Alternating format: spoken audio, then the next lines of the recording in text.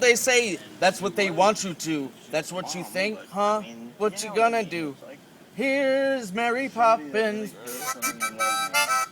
Helicopter.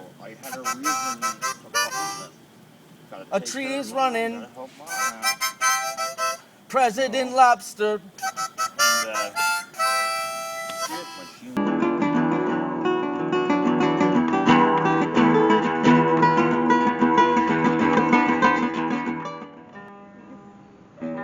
Mike, I got a question for you. Where you sleeping now? Well, the woods is always a nice place. There's a little spot down the road across from the Woodstock Art School. And I have a kind of a bungalow built up off the caves. And that leads down to the big deep that's been closed off to the public. So if anybody else wants to come and check out a little private area, it's always open to the public. What do you need? What do you need now as regards fruits and raw vegetables? In regards to what else could there be in regards? Do you need a home? Yeah, this one's pretty good. I think we'll make our this. What's the solution to homelessness in Woodstock? Feed the children and school them right here. Don't send them off to Babylon. Get them homeschooled right here, and then we just grow some fruits and raw vegetables over here, and we'll be all right. What about the winter when you can't grow vegetables? Well, then you have to drink more fish tea. You know, something to keep you warm. Where do you get money from, Michael? Oh, money comes from a lot of places. A lot of these people around here have it, and a lot of the people I work for down the street have it. But either way, Babylon's always got money. You never have to go run short of money in Babylon. Everything you look all around, they see God, but they overlook him because they want to keep Babylon alive. So if you can see through that, then you don't have to worry about where the money is. Where you from originally? Well, the dad's from Argentina. I don't know. Grew up in the United States. Just a town nearby, Showcat, and then Long Island before that. How'd you end up here in Woodstock? The miserable broken home. So me and my mom and her mom ran away up here, left my dad on Long Island, and I grew up here. Have you seen your dad since your mom ran away? Oh yeah, plenty of times. We spent plenty of time together. The summers at Saratoga Racetrack with the horses. That was his life, so everything we did was pretty much visiting him there.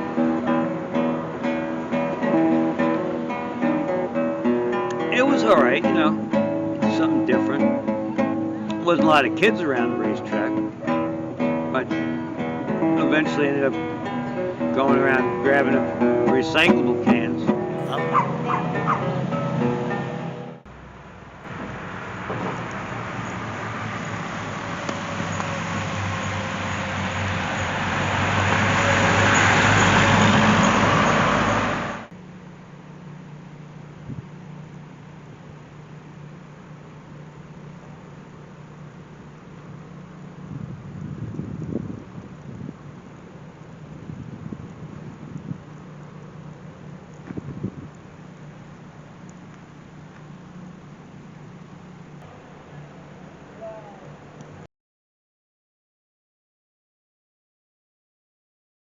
You see, I was already kind of isolated anyway, and then COVID just gave more isolation because everybody was, you know, and it got to be a little bit, yeah, I must say it got to me. I must say, I'm not proud of it. It got to me a couple times, and, you know, I don't like being that way, but, yeah, it just, you know, the isolation really started to bother me, and it's kind of strange because I spent many hours in my life in a quiet room by myself playing music. But really, that never really disconnected me from everybody else. That actually connected me to everything else. And then when everything else got screwed up, I realized how important everything else was and how I really was connected. And the music really was the thing connecting me to everything else. And so I really was I never felt isolation. But then when all that happened, yeah, I started to feel that way a little more. But so did everybody else, and I gotta say, I guess, thus far I, worked around it. November 1st, 2016. Well, I left New Jersey. I left, my parents are passed away. My brother died. My sister passed away. And things got weirder with my other family members. And I left New Jersey. I went to Virginia first. I had a steady gig there playing music. I gave 2 concerts. I couldn't find any other steady work. And so I just had enough money to buy a vehicle, and I drove back up, and I saw my mother for the last time, and I didn't want to go back to Virginia. I came up here. It was closer, and I always liked the Catskills. Oh yeah. That's why I had to leave Jersey too, because I just had to decompress. It was, I don't want to complain because a lot of people have been through like so much worse. It's like I don't feel like, but I really just needed to chill out. And that's why I came up. I had a nice place in New Jersey. It just got unaffordable. And it was just every time I left New Jersey and came up to the mountains. When I went back to New Jersey, I couldn't readjust. It just came harder. I wanted to be out in the mountains and the trees, and I had lived there long enough. I played over 2,000 jobs, the whole thing, concerts, weddings, the whole thing. And I gave a lot of lessons. I've done a lot of my work. I've given a bazillion lessons in music and guitar, and I still want to teach, but I just wanted to, I was really searching for more peace of mind, and so. I'm homeless, living in a van in Woodstock. My name is Perry Drake. I'm a local musician from around here, and I've lost my momentum. That I did not have any health insurance at the time. Well, I had a job, but it wasn't enough to get regular insurance, and I had to pay tens of thousands of dollars to the hospital out of my personal savings to remain out of jail, and it exhausted me financially. And then I lost my job, and then a series of unfortunate circumstances caused me, including my mother's death, to have what we would call a nervous breakdown. Did you know that guy lives in there? Did he know that you live in there? They do. That's why they deliver to me. So Because they know so I... they don't have to walk. They only have to walk for 2 miles. Oh yeah, it's a long walk for me. My knees don't work well. So that explains why you're sitting. That's why I'm sick. Does this? Wait, that means you can move. That means you can move anywhere in this car because you live in a much car. place to go in this car, but yeah, I can move anywhere in the car. Yeah. And I have my walkers and my canes, so I can do stuff. So you can basically go over there and drive somewhere else if you want to. Well, no, my car is broke down. Oh. Yeah, and I don't have enough money to fix it. Yeah, but does my? Do you have enough money to fix it, Dad? Hey, Perry. Hey, what's up, man? Hey, man, good food. From Jerry. Yeah, I told him I don't like these books. Do you want me to come back? Yeah, there's others right there. It's this spy thriller stuff. I'm not into it at all. All right, I'll take these back too. Yeah, thank you. Yep. When I get my apartment, you and your dad can come visit me.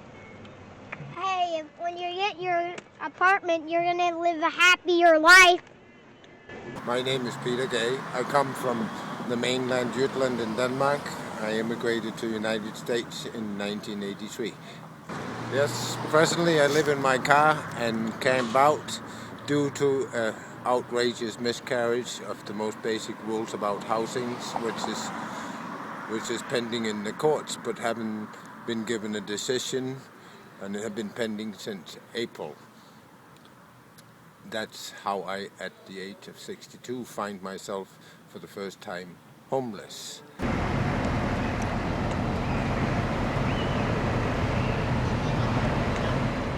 Sometimes in the morning I wake up without warning. Sometimes in the dawning I get to work and I'm still yawning. How much have you had to drink today, sir? A lot. When did you start? But it's all stuff that I've been selling off the shelves. When was the last time you eaten anything? I'm not so sure that's very relevant. It is as far as your head injury. Because you got a good sized cut. Was that recent? For the moment, that's a little irrelevant. It's, you know, I came down some mountain roads. I run a lot. I run, you know. All trucks along for the closest here. And all my money goes to booze, don't you know? Here we have the wonders of the world, you know. Oh, yo, yo, yo, yo, yo, yo, yo, yo, yo. We have the holy goddess coming out of the TV. Yeah. Why do you think so many people are homeless at Sometimes my Woodstock? friends would be Well, not like afraid of anything. they're just all break extremely on, but they'd be, skilled like, people just with polite. major They don't wanna just knowledge. go, Like yes, this you man know, has been studying yes, handle chemistry, us bottle. elemental. Once they got to know him, then I mean, things that are just mind-boggling. You know, he just like a lot of trauma in their black life, label means, and they're not being helped. Why do you think Actually, you're homeless at the moment? Certain of my friends, he did do that with my permission. Being not accepted as who I Dad am, would be like, oh, and being treated friends like want a shot, trash. you know. And Being not his also attitude my was, yeah, I'd rather see you drinking here not than going being out able to getting be in free. Stupid trouble. And because I love everybody, and I just nothing but love. But when it's just being So, treated he's like not trash, it's just like encouraging no. us.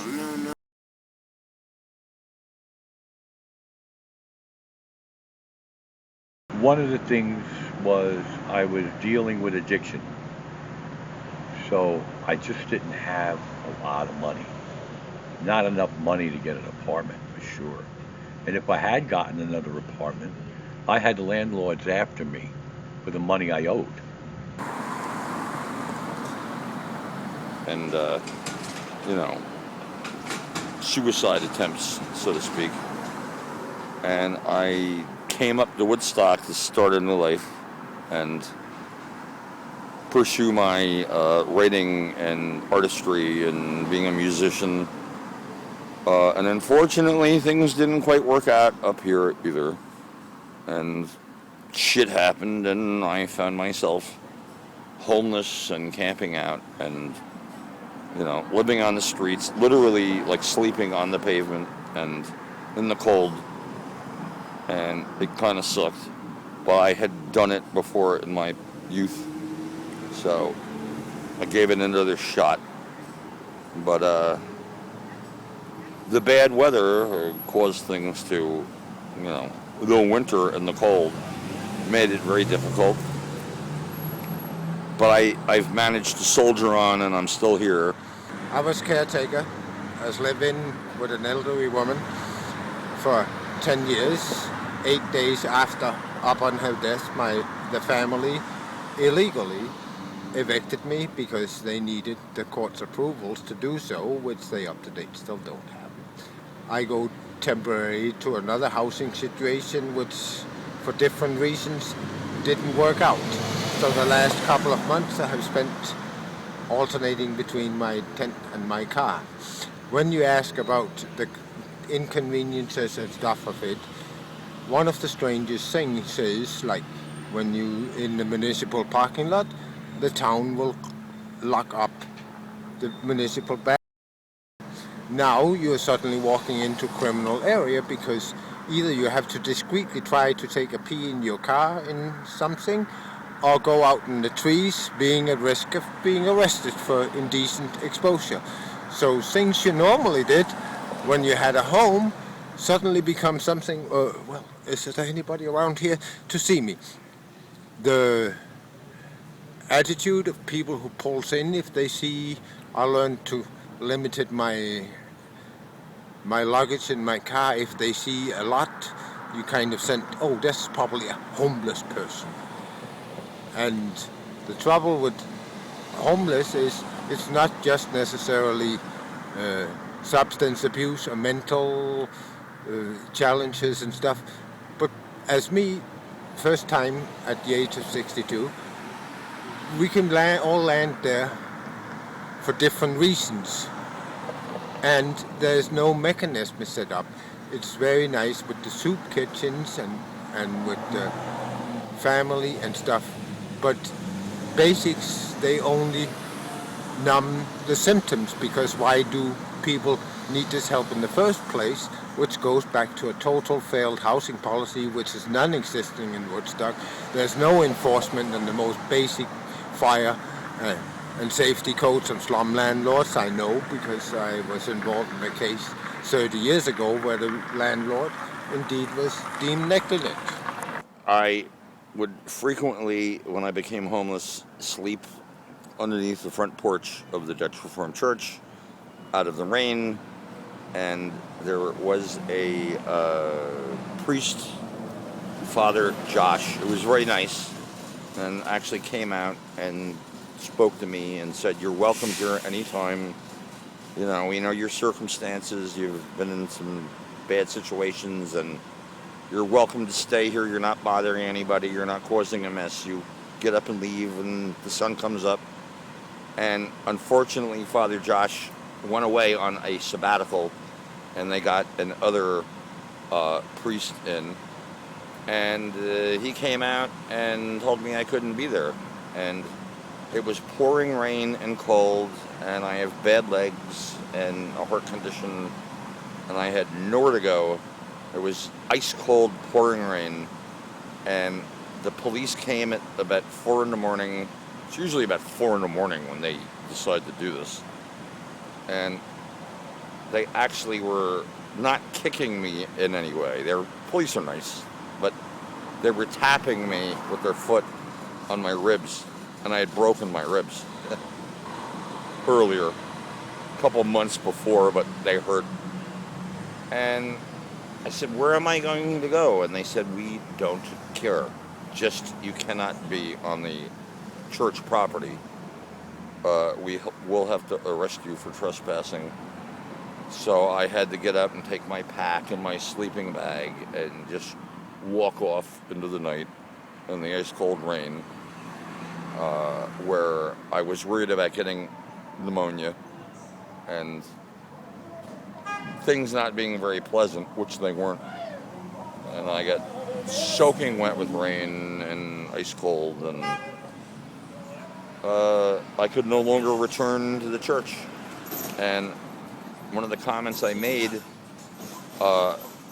because the pastor, the priest, whatever you want to call him, he was there with the police, I said, "Hey, tell Jesus thanks a lot." I said, "That's really kind of you. What a Christian thing to do, kicking the old, sick and dying man out into the cold." And that's what happened. And it's been happening frequently around this town. And, you know, all I wanted is a warm, dry place to sleep at night, and they wouldn't even give me that. And, you know, threatened me with going to jail and trespassing. And I just thought that was kind of evil, but who am I to judge? I simply got up and left. And encounter the abuse of law enforcement who wakes you up, say you can't sleep on town land, you can't sleep in your car, you can't be there. Homeowners who complained to the local police that somebody might be camping on state land for 3 days, which is perfectly legal.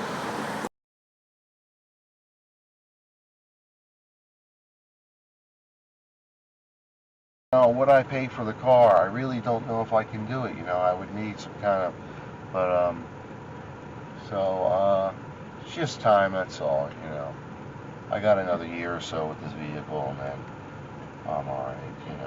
You see what I'm doing. I work every day I can. Yeah, I was kind of lucky because this was my day off, and the store was closed, so I didn't really lose anything. I don't work till tomorrow, till Sunday, so yeah, it's just. I would rather have a place to play my music, and I'd sleep in my van. I don't care how long, but I just want a nice, comfortable place where I can actually play 24/7, not bother anybody.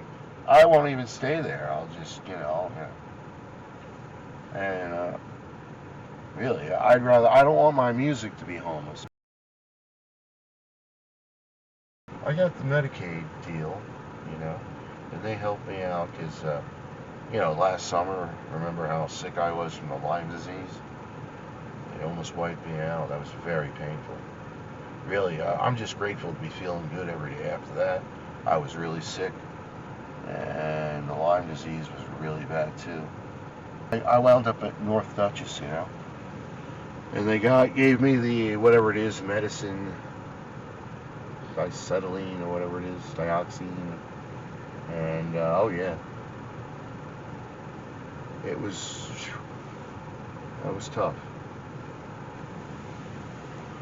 and it ruined the whole summer. So I'm kind of psyched for this summer because I didn't even get to go fishing. I didn't get to camp the way I like to camp out in Delaware County. And because I didn't get to play, and I only played a few times on the green, only because I just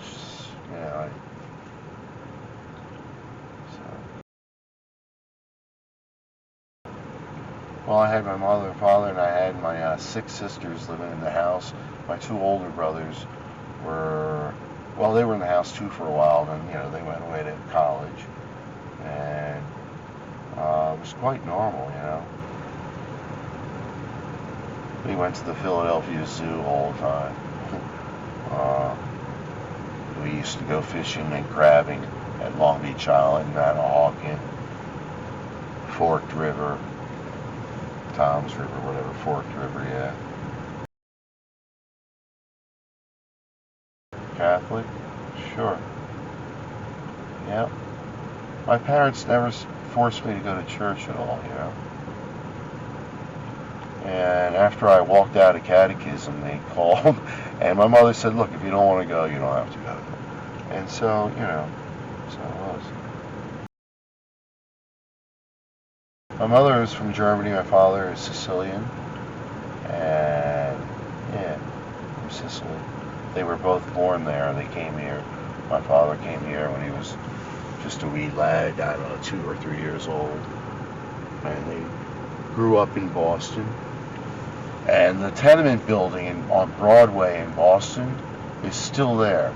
It's still there. It's where, I think it's like 1376 Broadway is where my grandfather and dad grew up. My dad grew up there in Boston. My relatives are from Boston.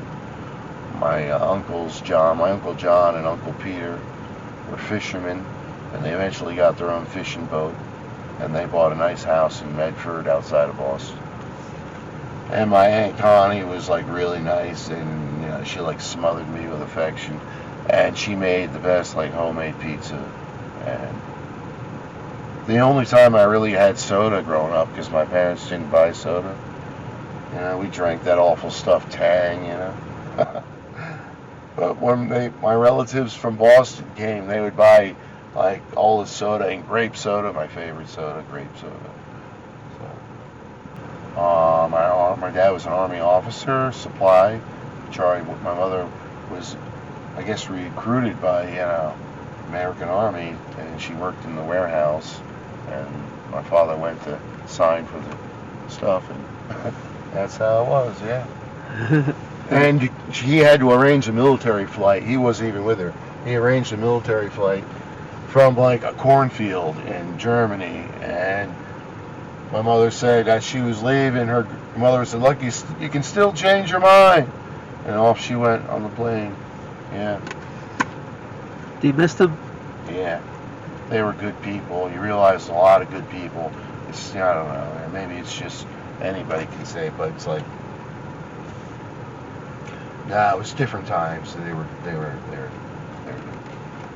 good people. They were, yeah. When I was in my 20s, I went through like a bad period of depression and all that. But I think once I got over that hump, once I, and I guess really it lasted in my 30s. I wasn't really past it until I was 36. And I'm not even sure how I ever really, I guess I just kept giving myself positive stuff, and I started hanging out with better people and doing yoga and all that. Not that I didn't hang out before, but not that I didn't hang out with. It's just that you just got to get away from your own repetitive patterning, So and the best way to do it is, I found it really cool hanging out in the yoga studio and doing something a little different. But I miss teaching at the music store too and performing. All that kept my spirits up, and actually doing, I got really busy there for a while. I never thought I'd be that busy playing the whole time, and that was a nice thing. So the music, once again, really carried you through, and carried me through. I mean, I'm not embarrassed by being homeless. It originally was a situation that I endorsed because it was easier for me to do the things I wanted to do. Has anybody done anything to help me in my situation? The town board has noticed me. It knows who I am. It hasn't acted yet. The police also know me and know my situation. And luckily they haven't acted yet because for one reason or whatever, I'm not I'm not a troublemaker. So they see that I take care of myself. I've been doing this a long time, and I've never been in an argument, fight, car crash, whatever. People do a little legwork for me here and there. Like I'm looking for an apartment now, so I got people bringing me numbers if they can. You know. I don't know if this town would be so much into uh, endorsing homeless shelters or in that sense, the homeless. Uh, but they might, there's plenty of land around here, and there's plenty of rich people around here. Uh, uh, it wouldn't hurt them to maybe build another one of like the commons, or expand on that so that they could get more people from this area into it. Because as I'm told, the commons has people from all over in it, and then a sprinkling of people who live here, and they had to wait quite a while to get in there. You know, I'm not trying to sound like I'm entitled or anything. Number one, my sleeping habits are particular to me. Um, my body has to be sort of buoyed up in certain places by pillows, and shelters are frequently like other places where people gather that are down on their luck. Uh, Guys who go to AA, when they come out of AA, they want to know what bar they're going to drink at. And when you're homeless, You know, there's a lot of people who are homeless who are that way because it's easier for them to be criminal. My father's name was Angelo Sarno. They were an Italian couple, Angelo and Irene Sarno. Two of the finest things. Man, they were so good. Uh, they had a daughter of their own, and she was born in '48. I'm born in '52, so there's 5 years between us. And they were going to have more kids, but my mother had some woman problem where she kept having miscarriages. So she had 2 miscarriages in a row, and the doctors told her, you know, you do that, try that again, they're going to buy a box for you. So, and I guess they must have been reading the paper or something, but somehow they got involved with the foster system. And they came in there and they looked for a baby, and they saw me there all spazzed out and not in good shape because my natural mother was basically on the street after her mother kicked her out for getting pregnant. And they took me home and they healthified me, so to speak, you know. Italian living and Italian food. One of the reasons that I'm a big boy, sort of a success story for that kind of thing. The foster system, because there's a lot of horror stories with the foster and adoption systems. You know, I was just really lucky. You know, I haven't talked to my ex-wife, and I haven't talked to my daughter, who was my first kid. The son was the second kid that I had.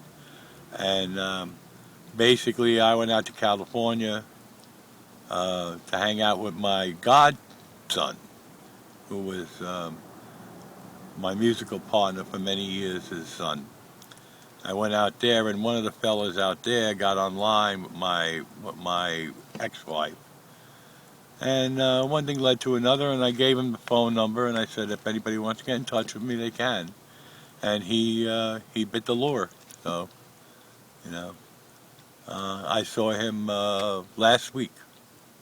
Last week he came up with the grandkid. The grandkid's about 3.5 right now. And I gave the grandkid a kalimba, if you know what a kalimba is.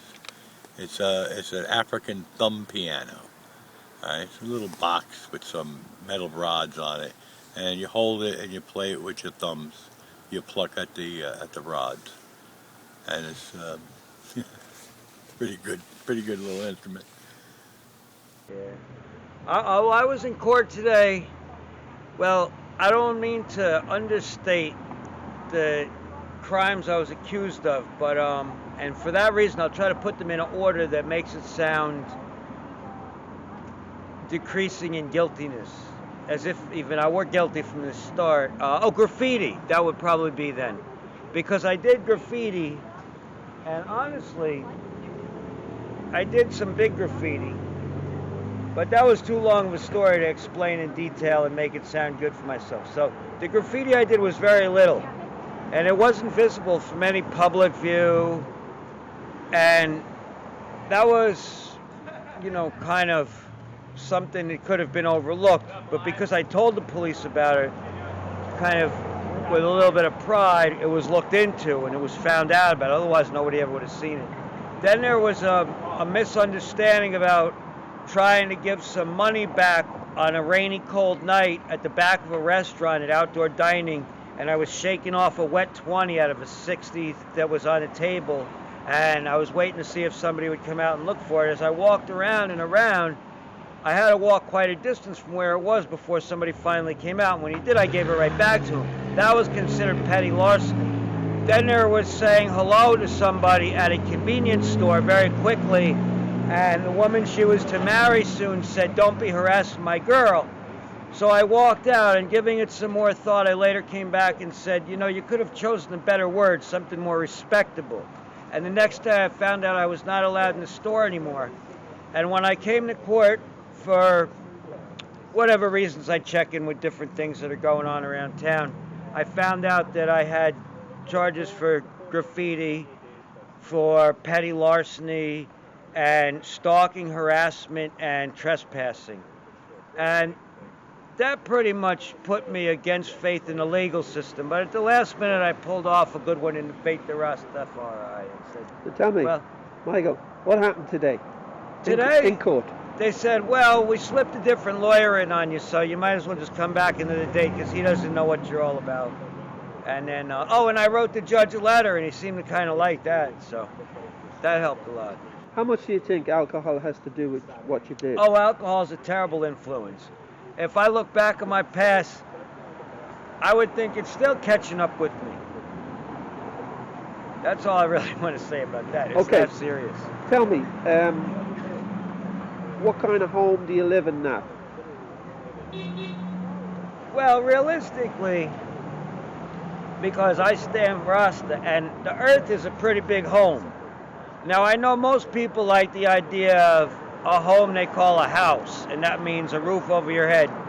And in colonial America or any other really conventional housing system, I don't really kind of co-sign those agreements to, because then you got to pay the landlord or you pay the taxes.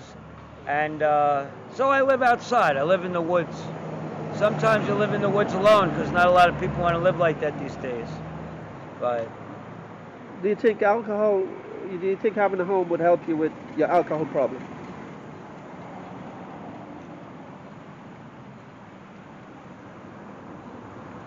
no. No. The home pretty much encompasses all the problems of anything that I think what you might be hinting at would be more like homelessness. So, what do you think would help people that need homes in Woodstock? Work programs, working and community, because a lot of people feel lonely when they live outside and they end up turning to destructive things to console those feelings, to find something, masks them. Yeah, well, today's community is set up that there's not a lot of stuff like sitting around a fire with drums or something like that that's just very easy to get into. Jumping into a stream that's right nearby, that type of environment. Everything has to do with going out and spending money. So it's making money first and spending money. All sports that require fancy equipment, an expensive road bicycle, an expensive kayak. If somebody would like a kayak or a canoe normally, you might keep by a river or a bay by an ocean, off ocean. You hardly can do that these days because somebody will come and steal it. So now everybody wants to have a car to take a kayak to the lake or the river, and then that means you have to have a car. So right away you have to be caught up in the system. Not everybody, a lot of people become alcoholic or something like that that's considered dysfunctional in today's society because they don't want to go along with the whole car system and the whole housing system. They don't really want anything to do with that. But because everybody else is already involved in it and they say, you got to come and do what we're doing, they end up succumbing to it. And then they never really find the happiness they were looking for in the first place because that's what they were trying to avoid, all this, system of pollution we have. Now you have a mother here in the area. How come you don't live with your mother? Well, I don't know. God said separate yourself from your parents in order to be with me. Otherwise, parents tend to want to dominate you as well as anybody else might. You might have a girlfriend like that too, but either way, you got to learn to cut yourself off from everything except God.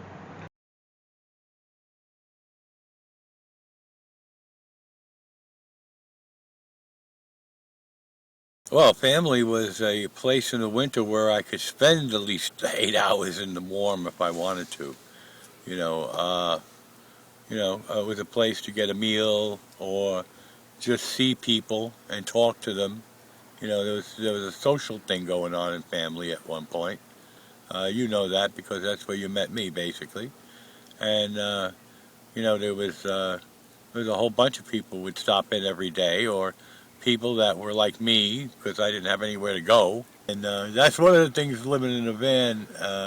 I may not be what you would term a mountain man, you know, who loves terrain and being in the woods and stuff. But my sheet metal tent suits me fine for urban stuff, you know. And in the summer it ain't so bad. Okay, so I'm not sure, but I think they closed these bathrooms up. Hygiene is I really don't want to mention the place I do use because it's a business, and I don't, I don't the guy might see this. Um, but you know, adult wipes, that's a daily thing. You know, changes of clothes. I do have a lot of clothes, but you know, I have to organize them. Actually, what I have to do, but you know, the outer clothes I keep on a long time, but I'm always changing under stuff. Like especially in the winter, you know, in the summer you have to do underwear, you have to do t-shirts, you have to do all of that. But I can wear the same pants, you know, for a while. I can wear the same hoodie for a while. You know, coat. You know, right now this is the lightest and warmest coat I have for right now. So, how does my disability affect me as far as living in the van? Well, this is the deal. This is why I'm trying to find an indoors now, is because I've reached the point where the arthritis in my legs is bad enough that I'm having trouble walking, and I can't stand for a very long time. And you know, a lot of that is, as I know, inflammation. But when I walk around, I'm gritting it. You know, I'm gritting. Uh, I don't know how severe the pain is because I don't do any pain relievers. You know, I don't do ibuprofen or any of that. You know, aspirin. It makes me have to go a further distance to find a bathroom. Okay, I don't generally go in that direction towards the cop house to get the bathroom. You know, I could do it certainly because I go to Cumbies. But in that direction by Cumbies, you know, I can make a couple of stops and get stuff I need if I'm going down in that direction. And of course, you have to use the bathroom every day pretty much. So I'm going down there every day now, you know. My father influenced me musically because when I was a kid, he had a sock drawer, like his watch and a couple of things from the war. But one of the things he had in there was mail. And you say, what was mail doing in a sock drawer? Well, the mail was from uh, uh, record companies that were telling him they were mailing him a letter, which I've seen in my modern day of playing, which is, oh, so sorry, we're not accepting any unsolicited material at this time. And because my father and my uncle were sort of musical partners. My dad played piano and not saxophone, trombone. That was his horn, was the trombone. And he wanted me to do anything but play drums. He knew what a pain in the ass they are to move. What kind of home am I looking for? Being a musician, my ideal would be a small barn, 20 by 20, with a kitchen on a wall, a bathroom, a place for my bed, and a place for drums to be, and a piece of property that wasn't near anybody so I could play the drums.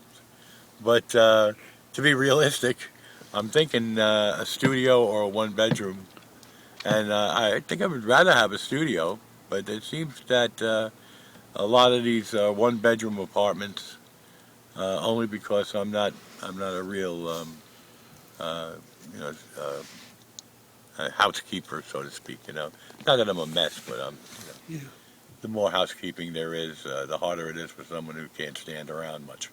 Not being antisocial, Chris. Good to see you. I'm just out of it. It's been a rough couple days. Very little sleep, and cold and wet and damp, and living hell. Yo. Sleeping on Chris, how you been, bro? All right, my man. How are you? Are you coming tonight? Open mic. Yeah. No. I don't know. I won't go anywhere near that. Wait, where is that? Is that We're gonna see how it goes. Yeah, it's the colony. I can't function under that shit anymore. My panic attacks and post-traumatic stress disorder. In the windows. We got America, so this was set up as an altar for medicine for people to release to see the things that have been given and that can give. And there's been it was made in the sunlight, echoed, created, transformed, destroyed, and then reborn again. I make jewelry and 3D dimensional object stuff, but this was just an experiment. It was the face of this. I have pictures of it before this. It's been transformed. You got speakers.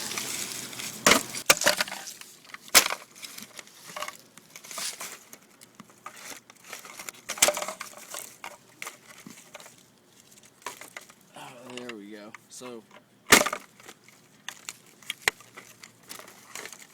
this is where the eye would be in the TV.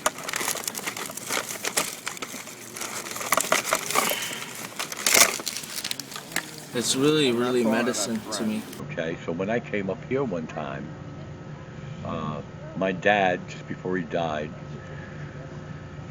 gave me 10 grand to go buy another vehicle. He didn't like the vehicle I had. Well, I put that 10 grand in the bank, and I took 7 or 8 grand out to go look for a vehicle. And I started living on the 2 grand that was left. And when I had about $300 left in there and a vehicle, I went to get money out of the bank one day, and the landlord had gotten it. He got the last $300 I had. Thank God he didn't find me with the 10 grand, because I owed him roughly. I owed him $4,500, and when you go default on rent, he can ask for twice that much. So he would have got 10 grand. Yeah, it's pretty much that. I was dealing with the addiction, and I was getting over the addiction, and then my mother got sick, and worrying about her a bit. She lasted 3 months in the home, but she had let stuff go for a long time, not to worry my dad, but she actually ruined herself doing that. She should have been seeing a doctor, and she would have stayed healthy. And then after she left, I knew what my dad was going to do. And he started turning the switches off. And then eventually he ended up in the hospital. And I would give him that check. He gave me his old car. My sister turned on me. So at that point, what I saw the government do to him after being such an honest guy all his life, I thought to myself, that's it. I'm never giving the fucking government another dollar. And I stopped working on the books completely. And this is how I still feel about this government. They don't deserve the money they get. They do nothing for the common man. They only do stuff for the rich man. Okay? And I still say, I don't understand the logic behind a person who has all this money and wants less people around. Put something out for the community. Not out for the not out for the tourist with a little bit of bank account for me on the side. You know, like how did they ever get Waterfall Way going? When Giuliani's brother came and knocked down artisan Artisan cabins built in the 40s. These were hand-built by real people. They knocked them down like they were garbage and brought in tiny houses. Prefab shit, right? Where the walls are that thick. Okay? You want to live in a wall that thick? I live in a wall that thick. It's like a motorhome wall. That's not a house. It's a motorhome without wheels. And that's what this town has been doing in the last 20 years that I've been here. I should play a lottery. I should play the lottery at least once or twice a week. I'm talking about the big lottery, not the scratch-offs. If I won that kind of money, I would probably be broke within 2 years. Even if I won 320 million. Okay, first thing I would do is I would find a patch of property somewhere here in the middle of town. I would overpay for it. I would fence it in. And only the homeless, alcoholics, and drug addicted can go in there. Okay? I would make a place for the common. I don't want to see somebody from New York in my park. You have no reason. You got plenty of parks in New York. Go find a park in New York to walk around. Okay? What I would try and do is bring this town back to the town it was. They're trying to make it the city of Woodstock. And that's what the problem is. This is not a city. What are you going to do? Wait for them to build a McDonald's here? When I came into this town, I could get the community center if I wanted to. All I would have to do is apply. And people would have came and did what I had to do. A party or a dinner or a speech or a symposium or a movie. Nowadays, the community center is not the communities. They rent it out to people and make money on my community center. Now, I call it my community center. I've never put a nickel into it. But I live in this town. Okay? And there's plenty of people who have lived in this town for 50 and 80 years who put plenty of money into that building. They were responsible for that building. And yet, they're told, no. The Dutch Reformed Church. I would buy that Dutch Reformed Church. The Dutch Reformed Church controls 2/3 of the green, which we now call the gray. Because for some reason, hippies sitting on the lawn wasn't fun enough. Now, we're able to sit around with the sun baking us. They've cut trees down. Half the trees on the green are gone. I mean, why do you call it the green? It's not the green. It's the patio. You know, it's ridiculous.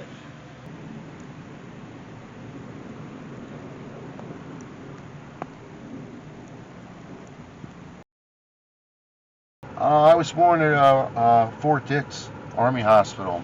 My dad was military, fought in World War II and Korea. He's buried over there by Englishtown, New Jersey, in a cemetery for officers and whatnot. And my mother's buried there too. And I grew up in Mount Holly. I studied music, guitar in New York while I was in school in New Jersey.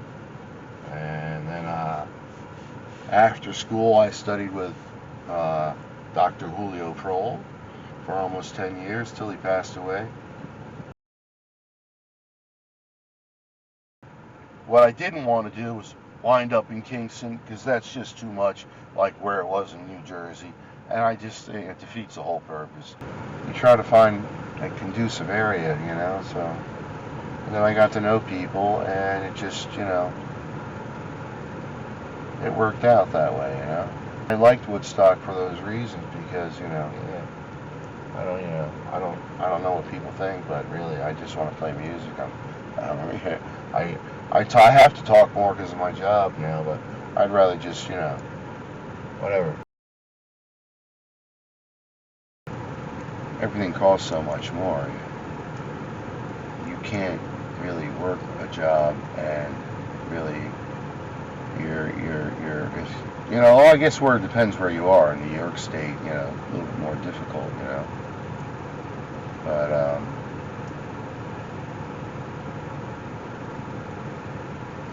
yeah, it's true. There's a lot of, across the United States, there's a lot of car campers, you know. Some areas, you know, a lot of people are in the South, you know, it's a lot easier because, you know, you don't have winter. Most people don't even realize that, you know. You know, I shower every day. I got the gym, or, you know, I got people here that help me out. You know, so it's not like, you know, I guess you could say it's really not like true homelessness, you know, where you're out there, you know. You know, so.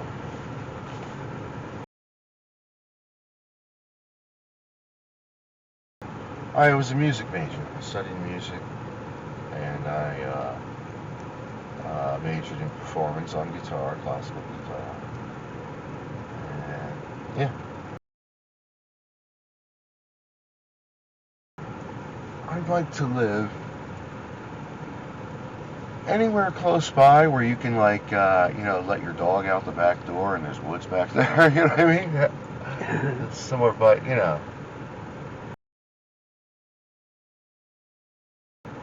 Whisper Light backpacker stove and Coleman fuel tank, and it lasts quite a while.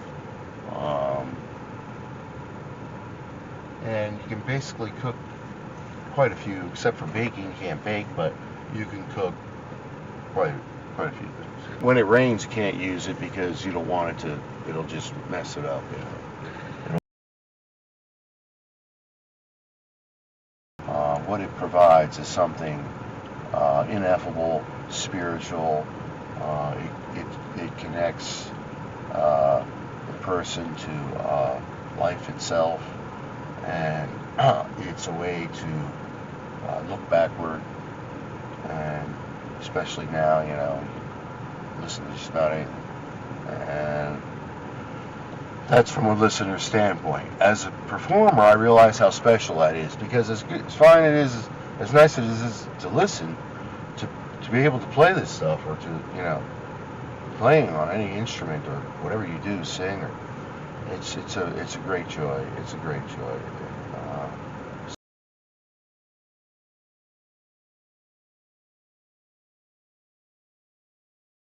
Oh, family, yeah, I miss going inside. I miss seeing people there. I miss going in. Yeah, I do miss that. It was a very special thing. It really was. You don't find that anywhere, you know. It's, you know, pretty amazing. As far as homelessness goes, I'd just like to see an economy by which all these people who work are able to, you know, afford a place, you know.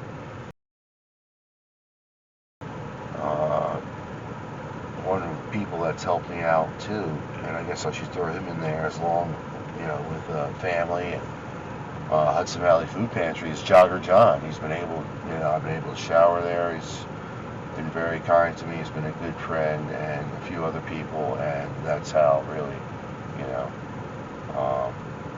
In July. I was supposed to be in July. This was told to me in like April, June, May, June. Wow, you got the apartment, you're done. You're in. They came over in July, they showed me this, you know, floor plans, pick the apartment, that's it, number 202. She was even saying to me on the phone, I was very kind to her, very, very nice. And she said, oh, you got that apartment with the windows. Oh, man, that's a fucking beautiful apartment. And I'm like, I wouldn't know. I haven't seen it yet. Do you even think they might come over here and drive me over there so I can actually take a look at it? You know, I've been put off now 2 times in August, 2 times in September, 2 times in October. That's 6 times. Plus, July might have happened. But that didn't happen. That would have been beautiful if it happened in July. It would have been great. But now now it's November. Give me my fucking apartment. right? You're promising me. I only asked a question. May I have an apartment, please? You check me every way from fucking Sam. And now you're giving me these weak excuses why I can't have my apartment. I mean, it's really, you should be doing something else for me then. That means you should have installed me into a motel. And there's motels out here, they have them, it's been great.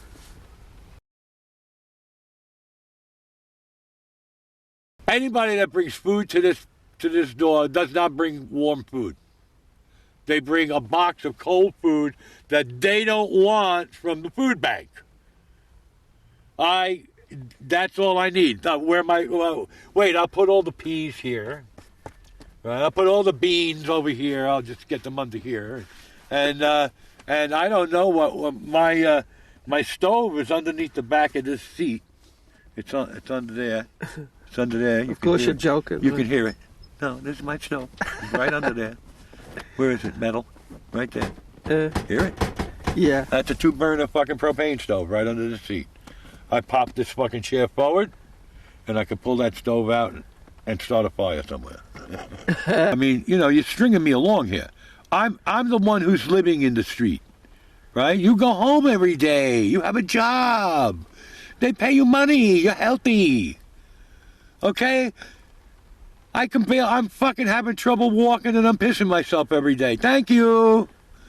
Okay? Like maybe if I had more room in my van or if I knew when I started doing this, that's why the van is empty and that's why the van stayed in the spot. And I didn't take another fucking $3, $4, $5 grand out of a fucking credit card that I have no money for and buy another vehicle. Was because all these motherfuckers started telling me how they're going to help me out. Right? And I believed them. Right? That was 3.5 years ago. Now I'm that fucking close to an apartment and we're playing fucking hop, skip, and jump games. Wow, I just flashed on a thought. It wasn't a thought. It was actually a dream I had, I think. Somebody asking me about the pictures and stuff that I found that I was going to hang once I get this apartment going. And they said something like they put those pictures there, and I know they didn't. But it was a dream, it wasn't an actual person talking to me. And for some reason it just flashed through my head. What was the pictures in the dream? Oh, I got pictures of me playing different places like Kenny's Castaways and a few other places. Oh shit, I might even have one or two where I'm playing at the last band to play on the band shell at Tompkins Square Park with Peel and me. Okay, man. I'm going to give Perry some dinner. I'm going to give Perry some hot food.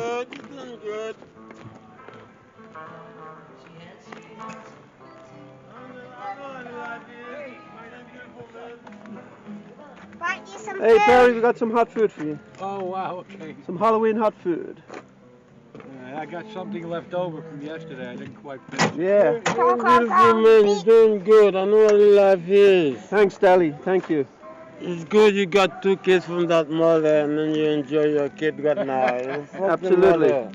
You just drop something around to keep your kids Hey, look growing what up. I got. Every time you have a little money, drop it off over there. Yeah. Oh, look at him. Get him in personality. Thanks, Dally. Good. Thank you. No, I'm not selfish and go over there and rob people. I don't know anything about people. I know my work and then go home sleep. That's all I know. Okay, Dally. Thank you. Thank you. I don't know anything about people's business. Look at this candy. You want some, Perry? You want a piece? What do you got? Just can Perry have a piece of your candy? No. No. Oh, okay. Well, I'll let him take charge of How that. was it though? Good?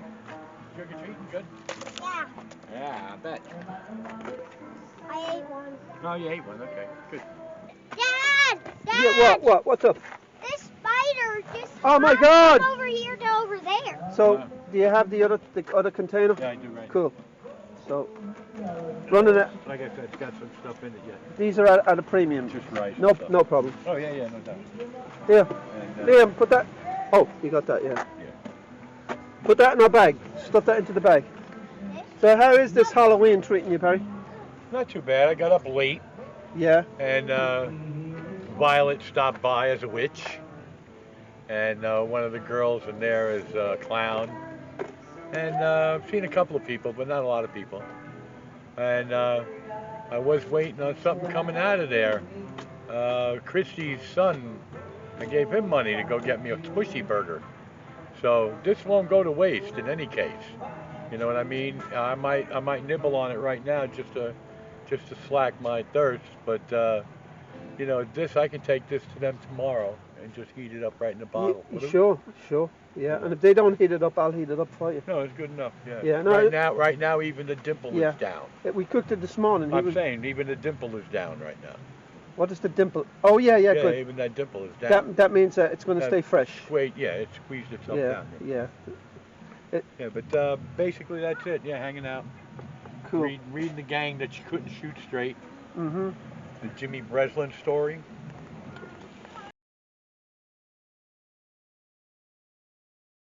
They came into the foundling home, these two Italian people, and they went to the nursery, and they looked in the nursery, and they saw a bright-eyed baby. We don't want that baby. Laughing baby. No, I don't trust him. He's laughing about something.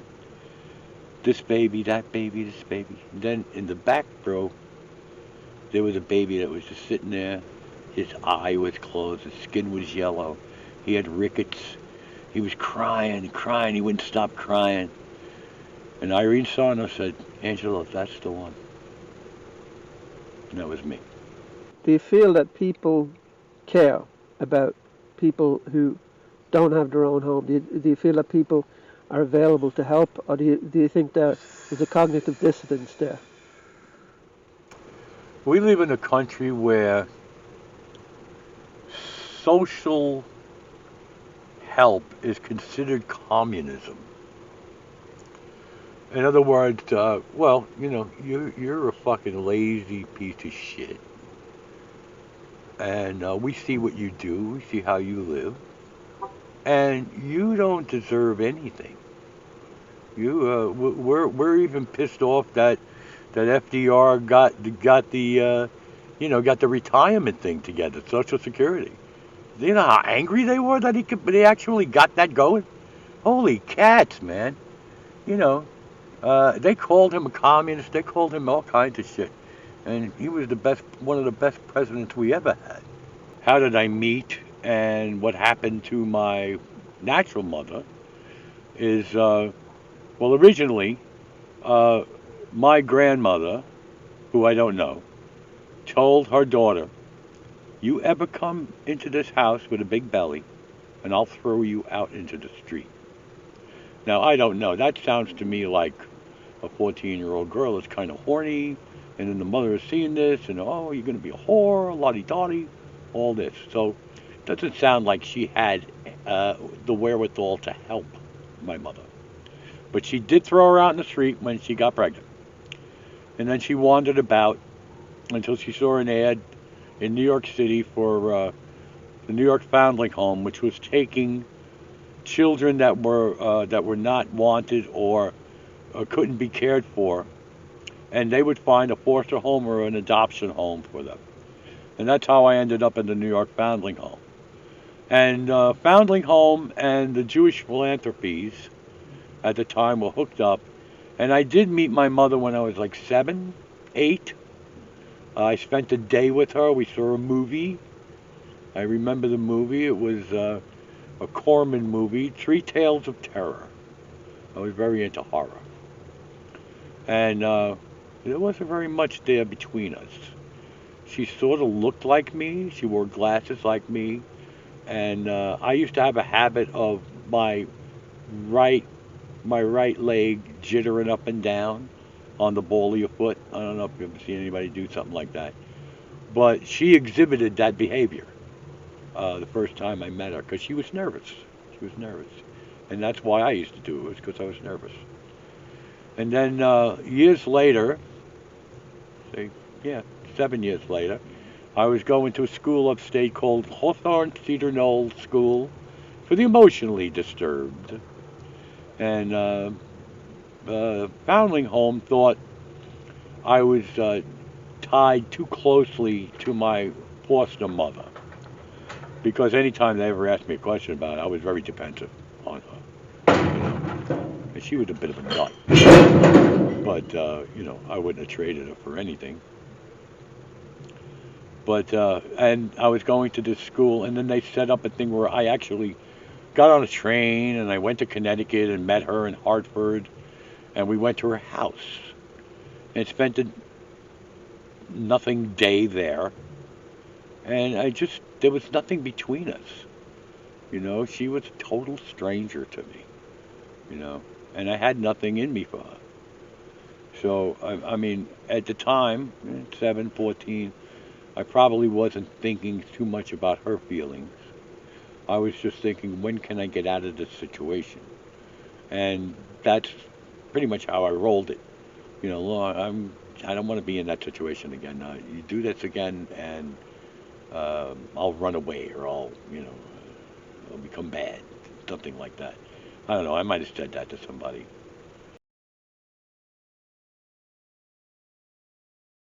Unknown. I don't even think she knows who he was. Basically, I'm told it was like into the back of the Plymouth, the back seat of the Plymouth. So, and the excuse was he put something in my drink. That may be true. I don't know.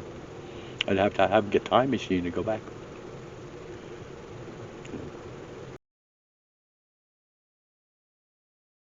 I'm pretty much a stick to myself kind of guy anyway. I mean, but my social my social realm is in a studio with musicians. Okay, that's my sociality. Okay, even the only time I go to bars is to play. I don't go there to drink. I did all of that when I was like 19 to 25, where I would be at bars and drinking and playing pool with people at bars. Doesn't mean I wouldn't do it, maybe now and then, but it's nothing for me. It's why am I here? I could be doing something constructive. My dad, what a guy. I barely know anyone in my life that could equal him. Uh, this was like a little Italian guy who, like, I think he made high school. But wow, what an intellect! What a smart guy! What a sensitive guy! He showed me all of that. He showed me the love of women, and not like by taking me to a whorehouse or something, but he showed me how to act around women, how to act around people, so that you could get them to swing along with you. Now that's not always been successful, but what am I gonna say? I like to say that it's me laying on the kitchen floor with a bottle in my hand, and my sister and my mother are doing dishes, and my sister is drying the dishes. And when she gets one from mom, she comes over and drops a few warm drops of water on me. And I'm giggling over it because it's funny, So I must have been under 3 years old because I had a bottle, okay? And I was one of these kids, and my parents always said this: you learned potty right away, you drank out of a cup right away, you used fork and knife right away, not so much hands and all that, um, and uh, you exhibited signs that you wanted to write right away. I could write my name at 3 in script. And now at that point, I was basically copying what I saw on the paper. Like P and an E and an R and link them all together. When I was 10, I could I could write my father's name on a check and he would think it was his. And I had a couple of quick brushes with the law earlier, but then it became I didn't have time to just fool around in the neighborhood. I was either trying to find time to practice somewhere or doing a gig. Practicing or doing a gig. So I then started spending 12 hours a day with the same kind of people as me and working constructive stuff. Now, of course, it wasn't working construction, which is something that my dad knew. Musicians, it's a terrible lot. An artist, most artists can sell their stuff for a few dollars, but most bands don't make any money. They're all playing for themselves or playing for the crowd. I might not have done anything different except not get addicted to coke. Okay, see that was a big failure of mine. Getting addicted. I had never been addicted to anything else, and then I got properly addicted to cocaine, and that began 20 years of fucking coke. Finding the money every time to get high on coke. You know, so there was never any money to really do anything like I should have been doing, having cars, having apartment right, having all my bills paid and all that shit. And I ruined the fucking marriage over it. Although she was a cokehead too. But you know, that's probably the only thing I would change. I wouldn't change the running around with the boys and the music and all that. That was always something constructive. The coke uh, only became destructive when you found yourself doing coke without the gig. You know, and that's really what brought the coke on was we started doing gigs and the drug of the day was cocaine.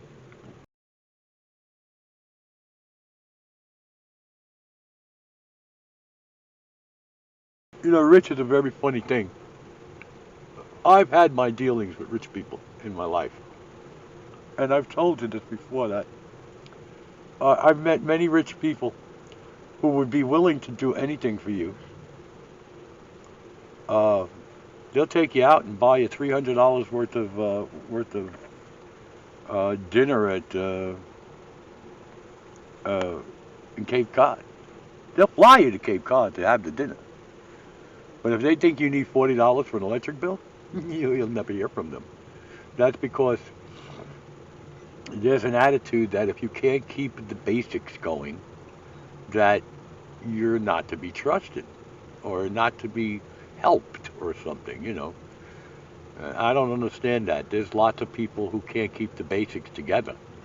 I mean, I live with that particular crowd.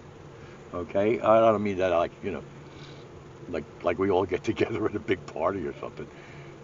I mean, you meet people in the street. You meet people who are doing the same thing that you're doing, and the different levels of that. Okay, so there's levels. My friend Jesse just got a room.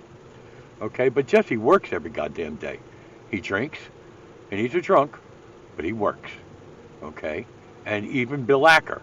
Bill Acker is a total maniac drunk, and yet he works. Okay, and then you have other guys who they gave up. They gave up on life because they don't have other things to interest them. A lot of guys that are drunks are not musicians. They don't read.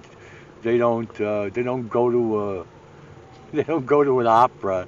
They go to a club and get thrown out. You know what I mean? Because they can't interact with people. Everything is always you looking at me. You know. I must say, in nice weather in the summertime, the various streams and swim holes have, been a nice cool down and a bath, so I manage.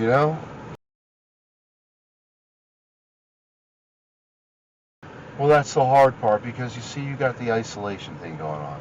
So what you do is you try to, I've been through the whole thing with the radio and all that, and you know, whatever. So I end up shutting it all off after a while, and really mostly, besides cold winter nights where I wake up and want to warm up, I basically sleep through the whole night pretty good, and I'm always up early anyway. So I really, you know, I never been for a lack of sleep really, except for those extreme temperatures, and when I was driving the Medicaid cab because I was doing like over 1,000 miles a week, and that just makes you very, you know, you get very fatigued, you know. That was bad.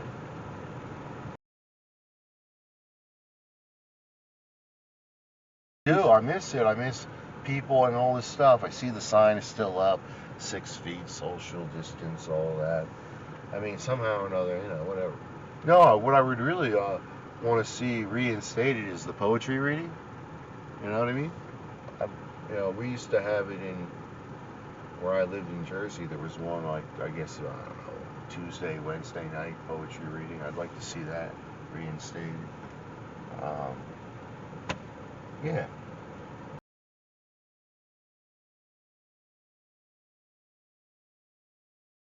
Right now, I'm like, I've had 5-bedroom houses. I've had over 10 cars. I've worked really hard in my life. Been doing carpentry, masonry work, landscaping, design, artwork, paintings, drawings for.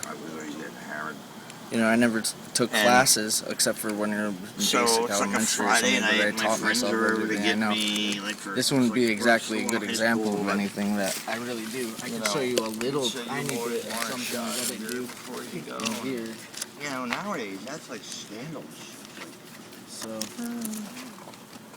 these are like sketches, really quick sketches. You know, Beautiful, man. yeah. I know these ones are cool. I like these ones when they're colored in, and then you put a prism to it. That's, you know, so these ones are sweet. Yeah, exactly. Thank you. This was like a jogger. It's supposed to be. It's literally supposed to be moving. It's like a picture that's supposed to be moving.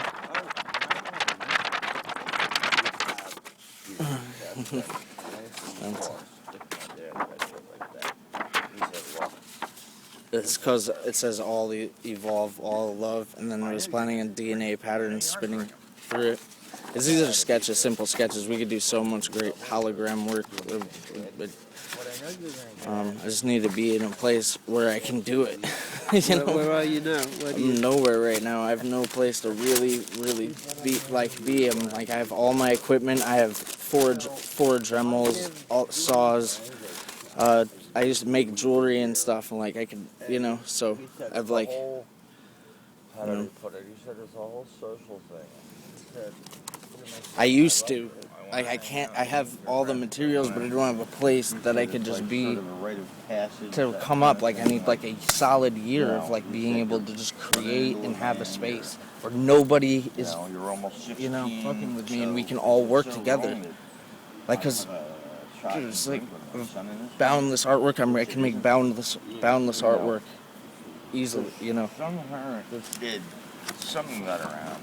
I also just make inventions and things. This is a fresh book. I got this a few days ago, but I've done tons of painting since then. I think. Oh yeah. See. That's like a beginning of one. You know. And this is like what I did today.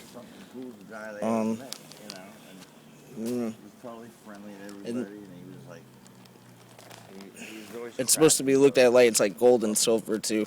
It's like gold and silver is kind of melting.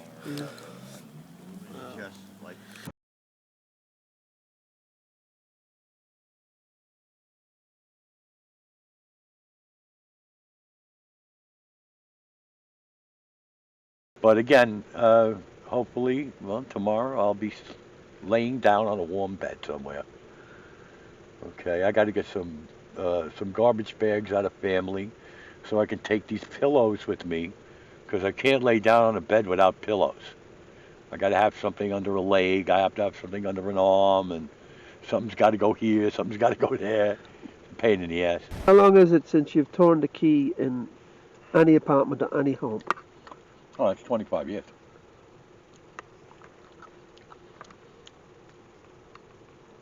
The last place I lived in the Bronx was Perry Avenue. It was a one-bedroom in the corner of a building. I think it was the third floor. You're now about to enter your own, get your key for your apartment, and Yeah. this is the last night. How do you feel? Freezing. Okay. Well, I've never felt the cold more now Wow. because I know that the warmth is coming. How did you feel when you got that phone call today to go pick Oh, up your man. key? You don't know. And I'm like, right now, I'm feeling like, why didn't I say to her, hey, let me get a motel room tonight?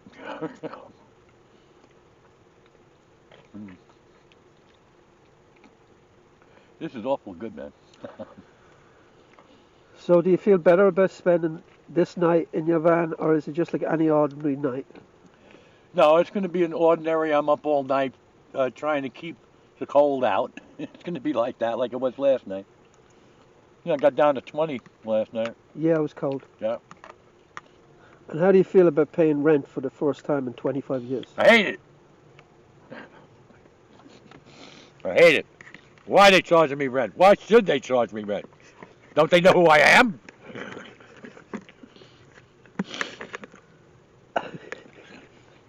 I'm has-been. Of has-been and the never were. Okay? That's my band. After 25 years living in vehicles, are you feeling a bit apprehensive, a bit scared? Oh yeah, I'm diving into a pool. I'm diving into a pool that I haven't been in a while. You know, I have to obey new laws. You know, pretty much when you're a rubber tramp, you make your own law. You know, but I'm thinking I'll do all right. You know, I'll be able to really give a chance to give up cigarettes. I'd love to be able to do that. The first thing you're going to do when you get into your new apartment tomorrow? You mean after I go shopping and everything? I don't know. Maybe I'm not going to have very much cookware there, so I really can't cook a big thing. But I'm going to get some. I'm going to get some microwave stuff and stuff for breakfast and stuff like that. You know, so that like tomorrow I can cook a breakfast, and during the afternoon I can have a little something. I'll put it in the microwave. That's also included in the apartment, the microwave. Are you apprehensive about your friends, missing your friends here in the car park? My my lot patience. Your lot patience. My lot patience. Your therapy. Yeah. Well, yeah, I'm gonna miss people coming by every day and everything, but we do have people here who have cars. I have to eat out. You know, eating out is near $20 a day, even if you're going for one meal. You know, so like, you know, if I spend $18 on a pizza, yeah, no, that's 2 days worth of food. I'm eating cold pizza the next day. It has to be. It has to be that way. You know, at least now if I get a pizza in the house and I don't eat a whole pizza, I can throw it in the oven and heat it up at least. I have no love life. And the reason is I won't subject a woman to this madness that I live. And right now I'm at an age where love life is starting to leave me. I hate to say. My libido is there, but my body is starting to rebel against it. Are you going to continue reading when you go to your new apartment? I will be reading on my deathbed. The very act of reading is to me a homage to my father. the man who showed me where he kept his books. And I've told you that story of like Irish kid, tons of books everywhere. Jewish kid, bookshelves on bookshelves on bookshelves. Come to my house, little two shelf bookshelf with the fucking Wagnalls and the A&P's encyclopedia that you bought in little snatches.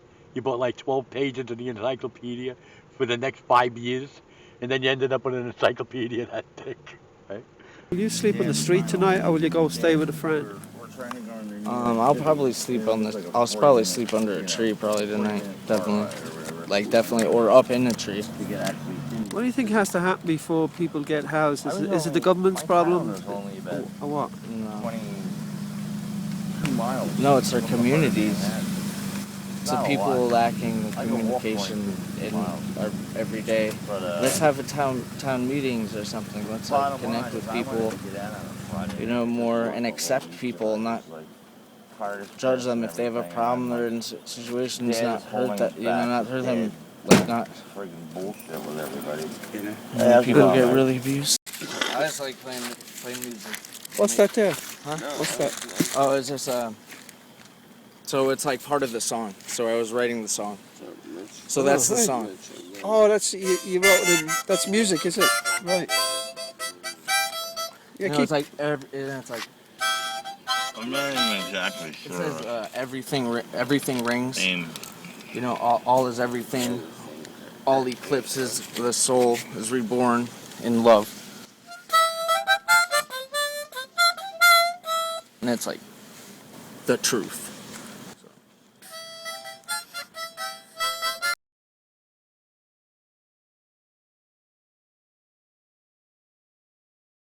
Well, I mean, I will have this bathroom available to me, so, if I'm reading there and I get the urge, well, it's not like, okay, now I got to switch myself around, I got to take the blanket off, I got to find the bottle, I get the bottle, I got to open up, and then I got to sort of fit me into the neck of a bottle, and, it doesn't always work right.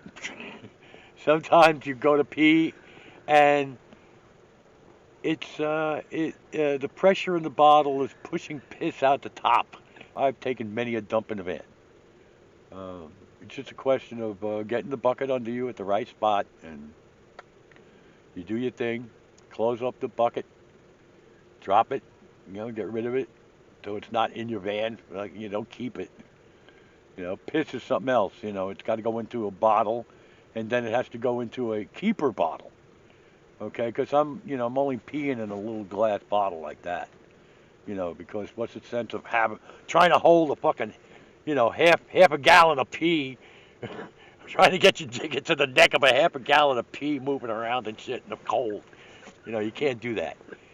So you gotta sort of do one, then you transfer it, and in the meantime now you've taken the blanket off of you on top, and you're twisted over on your side, and now you got to reposition yourself, and then bring the blanket back around you, and I mean, when you got warmth in the room, it's much easier, much fucking easier. But I'm 70 now. Well, not quite. I'll be 70 in another 6 months, 8 months. It seems like a long time ago when I'm doing something like that. I think about things sometimes, like the early times of my life. I guess everybody does when they reach certain ages. But I heard somebody say something. It was Paul McCartney. It was just last night, in fact. The woman asked him, so what do you think now that you're 80 and la-di-da-da and all this, It's like, and he looked at her and he said, yeah,